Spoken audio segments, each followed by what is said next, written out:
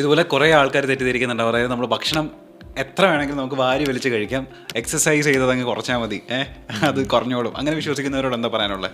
അതൊരു പൊട്ടത്തെറ്റാണ് എന്നാണ് പറയാനുള്ളത്. കാരണം വെയിറ്റ് ലോസ് എന്ന് പറയുന്നത് ഒരു 4 കാര്യങ്ങളുടെ ഒരുമിച്ചുള്ള ജേണിയാണ്. അതിലേറ്റവും പ്രധാനപ്പെട്ട ഒരു പങ്ക് വഹിക്കുന്ന ഒന്നാണ് എക്സസൈസ് എന്നുള്ളത്. പക്ഷേ എക്സസൈസിനോടൊപ്പം കൃത്യമായ ഡയറ്റ് എന്നുള്ളത് വളരെ വളരെ പ്രധാനപ്പെട്ട ഒന്നാണ്. കൃത്യമായ എക്സസൈസും കൃത്യമായ ഡയറ്റും സ്ട്രെസ് മാനേജ്മെൻറ്റും അപ്പോൾ ഏറ്റവും പ്രധാനപ്പെട്ടതാണ് സ്ട്രെസ് മാനേജ്മെൻറ്റ്. അതിനോടൊപ്പം അവർക്ക് എന്തെങ്കിലും സപ്ലിമെൻറ്റ് സപ്പോർട്ട് വേണമെങ്കിൽ അത്. ഈ 4 കാര്യങ്ങളുടെ കോമ്പിനേഷനിലാണ് യഥാർത്ഥത്തിൽ നമ്മളുടെയൊക്കെ ഈ വെയിറ്റ് ലോസ് എന്നുള്ളൊരു പ്രോഗ്രാം നടക്കുന്നത്. അതല്ല എക്സസൈസ് മാത്രം ചെയ്തുകൊണ്ട് എനിക്ക് എന്ത് വേണമെങ്കിലും കഴിക്കാം എന്നുള്ളത് തെറ്റിദ്ധാരണയാണ്. ഈ 4 കാര്യങ്ങളുടെ കോമ്പിനേഷനിൽ ഏറ്റവും പ്രധാനപ്പെട്ടത് നമ്മുടെ ഈ പറഞ്ഞ സ്ട്രെസ് മാനേജ്മെൻറ്റും ഡയറ്റും എക്സസൈസുമാണ്. ഈ 3 കാര്യങ്ങൾ നമ്മൾ ശ്രദ്ധിച്ചാൽ നമുക്കൊരു യാത്ര, അത് വെയിറ്റ് ലോസിന് വേണ്ടിയുള്ള യാത്ര ചെയ്യാൻ സാധിക്കും. അതുകൊണ്ട് എക്സസൈസ് മാത്രം എന്നുള്ളത്